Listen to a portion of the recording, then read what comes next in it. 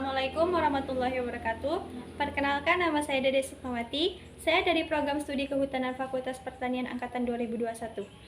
Baiklah, di sini saya akan membacakan resume yang saya resum yang dipematerikan oleh Bapak Dr. Haji Astronom Dr. Haji Astronom Niam Soleh MA yang bertema wawasan keagamaan yang moderat, inklusif, dan rahmatan alamin.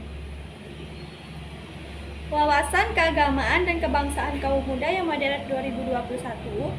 Pemuda adalah warga negara Indonesia yang memasuki periode penting pertumbuhan dan perkembangan yang berusia 16-30 tahun, pemuda dan radikalisme.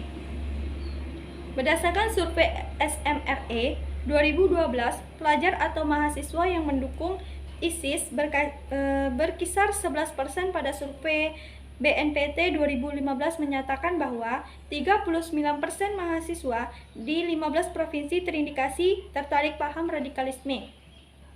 Pelaku teroris usia 18-30 tahun dijelaskan pada riset 110 pelaku terorisme TIRT, Densus 88, dan Kemenlu 2012, dan ada juga mahasiswa atau pelajar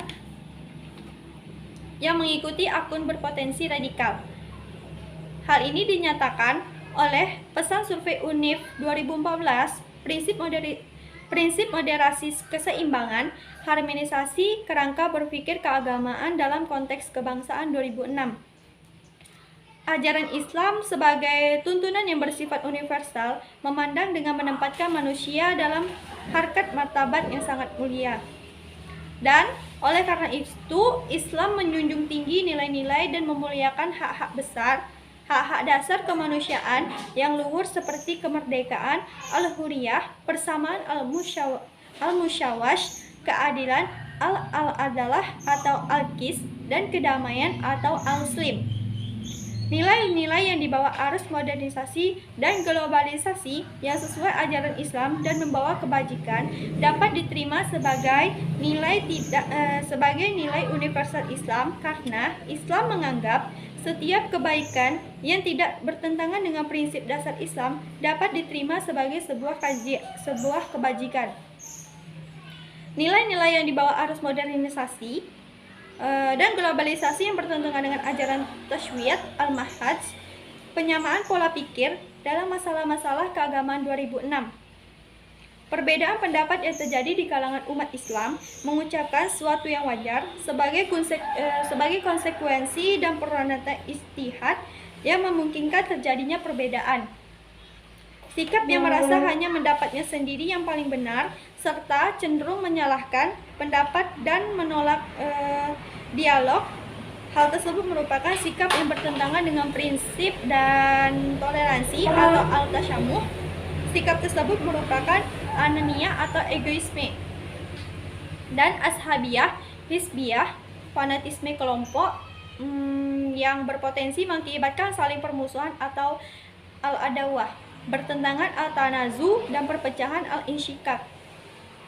Dimungkinkan perbedaan pendapat di kalangan umat Islam harus tidak diartikan sebagai kebebasan tanpa batas atau bila hudud wa bila diwabits.